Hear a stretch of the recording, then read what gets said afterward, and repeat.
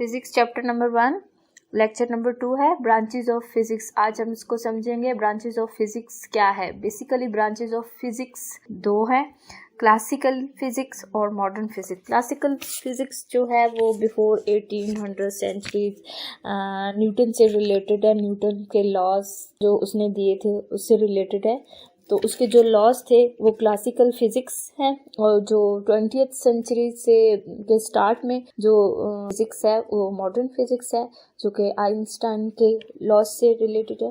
अभी देखें classical physics और मॉडर्न फिजिक्स में बेसिकली क्या डिफरेंस है। क्लासिकल फिजिक्स जो उनसे है वो आइडेंटिफाई मतलब करती है, डील करती है एवरेज साइज ऑब्जेक्ट्स को। लाइक इसकी जो एग्जांपल्स थी क्लासिकल फिजिक्स की, उसमें स्मॉल ऑब्जेक्ट्स की एग्जांपल्स दी गई थी और उनकी जो स्पीड थी वो भी रिलेटिवली लो स्पीड थी। लाइक जैसे क्लासिकल फिजिक्स की हम बात करें तो इसमें ह्यूमन की एग्जांपल्स दी हुई और ऐसे ऑब्जेक्ट्स लिए हुए जिनकी स्पीड स्लो है और उनका जो साइज है एवरेज साइज है और रिलेटिवली लो स्पीड। जो मॉडर्न फिजिक्स है, मॉडर्न फिजिक्स 1905 आइंस्टाइन ने इसके बहुत से लॉज दिए थे, थेरीज दी थी। जो थेरी है, लॉ है, जिसमें ये है कि light is a wave, light is a wave, packets of energy, light is a photon, light को हम फोटोन भी कहते हैं और फोटोन क्या है, पैकेट्स ऑफ एनर्जी है। बट जो क्लासिकल फिजिक्स है उसमें according to Newton light is a form of particle. Newton ने लाइट को पार्टिकल कहा और आइंस्टाइन ने लाइट को वेव कहा। वेव और वेव क्या है, वेव क्या है, लाइट क्या है, फोटोन है और फोटोन क्या है, ये पैकेट्स ऑफ एनर्जी है। मॉडर्न फिजिक्स में क्या है कि वेरी वेरी स्मॉल जो ऑब्जेक्ट्स हैं उनकी जो स्टडी है, ऑब्जेक्ट्स की जो स्टडी है और उनकी जो स्पीड है वो नियरली ऑफ लाइट के इक्वल है और उसकी स्टडी को आइंस्टाइन ने डिस्क्राइब किया था। ऐसे ऑब्जेक्ट जिनकी speed nearly speed of light के इक्वल है, उन ऑब्जेक्ट्स की स्टडी को आइंस्टाइन ने डिस्क्राइब किया था। ओके, और जो न्यूटन ने डिस्क्राइब किया था क्लासिकल फिजिक्स में, according to all motion is absolute motion. ठीक है, लाइक जैसे कोई भी ऑब्जेक्ट है वो रेस्ट कंडीशन में है तो वो रेस्ट में ही रहेगा और अगर कोई ऑब्जेक्ट मोशन में है तो स्टिल एट मोशन में ही रहेगा। मतलब अगर वो रेस्ट में पड़ा है तो वो रेस्ट में ही पड़ा रहेगा, न्यूटन फर्स्ट लॉ। ठीक है, अगर वो मोशन में है तो वो मोशन में ही रहेगा। उनकी मोशन को क्या बोला है, एब्सोल्यूट मोशन। और अकॉर्डिंग टू न्यूटन टाइम को भी तब एब्सोल्यूट कहा गया, बट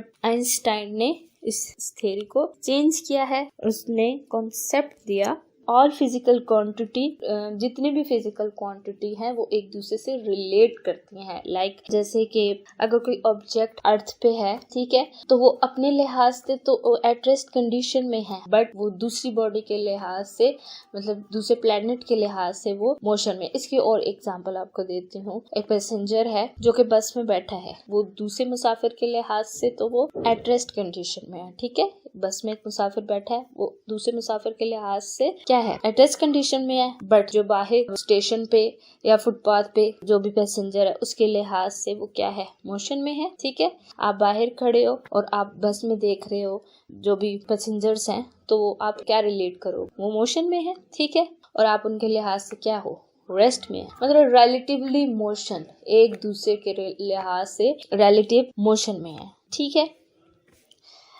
अकॉर्डिंग टू न्यूटन ने ये बोला था कि atom is the smallest particle, atom सबसे छोटा पार्टिकल है, इससे छोटा पार्टिकल कोई नहीं है। बट आइंस्टाइन ने, और आइंस्टाइन के आगे इस कॉन्सेप्ट को आगे रदरफोर्ड ने प्रूव किया था, उसने उसका कॉन्सेप्ट रॉन्ग करार दिया था न्यूटन का। रदरफोर्ड ने न्यूटन के कॉन्सेप्ट को रॉन्ग करार दिया था। न्यूटन ने कॉन्सेप्ट दिया था कि atom is a smallest particle, atom सबसे छोटा पार्टिकल है, बट रदरफोर्ड ने इसको प्रूव कर दिया, वेरीफाई किया कि एटम भी मजीद आगे डिवाइड होता है। एटम क्या होता है, डिविजिबल पार्टिकल है। एटम को भी हम डिवाइड करें तो इसके अंदर भी बहुत स्मॉलेस्ट पार्टिकल हैं। लाइक एटम के अंदर क्या है, न्यूक्लियस है और न्यूक्लियस के अराउंड क्या है, इलेक्ट्रॉन है, प्रोटॉन है। रदरफोर्ड ने न्यूक्लियस को आइडेंटिफाई किया। क्या किया था? इस पे एक्सपेरिमेंट किया था, ठीक है। और क्या किया था? इलेक्ट्रॉन प्रोटॉन को भी प्रोड्यूस करवाया था, सही है। और उन्हें न्यूटन की थ्योरी को, कॉन्सेप्ट को रॉन्ग करार दिया था। और एटम क्या होता है? एटम ब्रेक डाउन होके अपने स्मॉलेस्ट पार्टिकल में डिवाइड हो जाता, ठीक है। आगे रदरफोर्ड की थ्योरी को आगे मॉडिफाई किया था बोहर ने और डी ब्रोगली साइंटिस्ट ने किया था, सही हो गया। आगे ब्रांचेस पढ़ते हैं वन बाय वन। ब्रांचेस क्या है? क्लासिकल फिजिक्स की जो ब्रांचेस हैं उसमें मैकेनिक्स आ जाता है। मैकेनिक्स डिस्क्राइब करता है लो स्पीड मोशन को, ऐसे ऑब्जेक्ट जिनकी स्पीड लो हो, ठीक है। उनके कॉज और इफेक्ट, उनके मोशन से क्या क्या इफेक्ट होता है। मींस के अगर बॉल है, फुटबॉल है, आप उसको हिट करते हो तो उसकी किस टाइप की मोशन होगी? स्ट्रेट जाएगी, उसकी लीनियर मोशन होगी, या फिर उसकी रोटेटरी मोशन होगी, या फिर उसकी रैंडम मोशन होगी, किस टाइप की मोशन होगी? डिस्क्राइब करते हैं ऐसे ऑब्जेक्ट जिनकी स्पीड को हम डिस्क्राइब करते हैं, वो मैकेनिक्स से रिलेटेड है। आगे है हीट एंड थर्मोडायनेमिक्स। हीट क्या है और थर्मोडायनेमिक्स क्या है? हीट क्या है? कंपोजिशन, मतलब हीट किस चीज़ से मिलके बनी है, हीट की कंपोजिशन क्या है और इसकी स्टडी वन बाय वन के में क्या क्या है और इसकी कंपोजिशन क्या है, ये कैसे बनी है। थर्मोडायनेमिक्स क्या है? थर्मोडायनेमिक्स कन्वर्ट करती है, मतलब हीट एनर्जी को other form of energy, energy convert हो जाती है अदर फॉर्म ऑफ एनर्जी, ठीक है। अगर हम इसकी एग्जांपल लें, कोल, जैसा कि पहले मानों में क्या होता था, कोयले को जलाया जाता था। जैसे जो इंजन होते थे ट्रेन के, उनमें क्या कोयला भरा जाता था, कोयले को क्या किया जाता था? बर्न किया जाता था। जब बर्न होता था उसमें क्या होता? स्टीम प्रोड्यूस होती थी। जब स्टीम प्रोड्यूस होती थी उस स्टीम से क्या इंजन चलता था, ठीक है। जब इंजन चलता था तो ट्रेन चलती थी। एग्जाम्पल है थर्मोडायनेमिक्स की, ठीक है। आगे है साउंड। साउंड क्या है?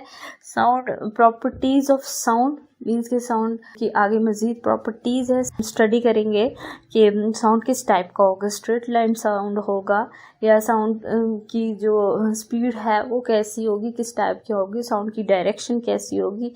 मीन्स इसकी जो स्टडी है और इसकी जो प्रॉपर्टीज है वो साउंड में, सारी साउंड से रिलेटेड है। लाइट क्या है? लाइट क्या है? पार्टिकल है को अकॉर्डिंग टू न्यूटन अगर हम देखें तो न्यूटन ने इसको पार्टिकल बोला है, और मॉडर्न फिजिक्स में हम देखें तो लाइट को वेव बोला है, फोटोन कहा गया है, एनर्जी पैकेट्स कहा गया है। तो ये लाइट को अगर क्लासिकली देखा जाए तो ये न्यूटोनियन फिजिक्स से ये रिलेट करती है। इलेक्ट्रिसिटी एंड मैग्नेटिज्म, तो इलेक्ट्रिसिटी और मैग्नेटिज्म में जो स्टडी है वो प्रॉपर्टीज ऑफ चार्जेस की है। बॉडीज़ कैसे चार्ज होती हैं, कैसे अनचार्ज होती हैं, इनकी एप्लीकेशन, इनकी मैग्नेटिज्म, जो मोशन ऑफ इलेक्ट्रॉन्स है, ठीक है। इलेक्ट्रिसिटी मैग्नेटिज्म में कैसे कन्वर्ट होती है और कैसे मैग्नेटाइज्ड हो जाती है, और किस तरह से मैग्नेटाइज्ड ऑब्जेक्ट से हम इलेक्ट्रिसिटी प्रोड्यूस करवाते हैं, इसकी स्टडी करते हैं। अच्छा, आगे हम मॉडर्न ये जो mechanics, heat and thermodynamics, sound, light, electricity and magnetism, ये क्लासिकल फिजिक्स की ब्रांचेस हैं। आगे मॉडर्न फिजिक्स की ब्रांचेस देख रहे हैं, ठीक है। मॉडर्न फिजिक्स में एटॉमिक फिजिक्स आ जाता है, एटम का स्ट्रक्चर, इसकी एनर्जी, होल एटम की स्टडी को एटॉमिक फिजिक्स में डिस्क्राइब किया गया। नेक्स्ट है न्यूक्लियर फिजिक्स। न्यूक्लियर फिजिक्स में इसकी स्ट्रक्चर की स्टडी, ठीक है, प्रोटॉन, न्यूट्रॉन की स्टडी, न्यूक्लियर रिएक्टर के रिएक्शंस, इन सब की स्टडी या न्यूक्लियर फिजिक्स में है।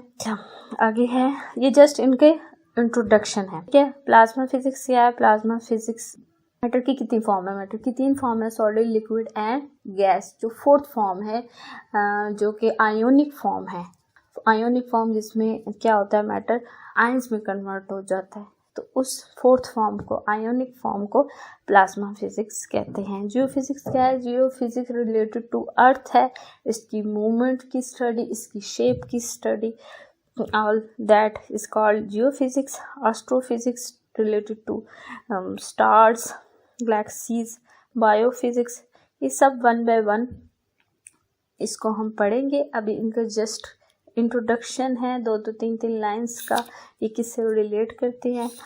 आप ये सारा इसको अच्छी तरह से समझें, इसको देखें और मुझे नोट्स बना के और सेंड करें, फिर मैं चेक करूँगी। सब स्टूडेंट के नोट्स होने चाहिए।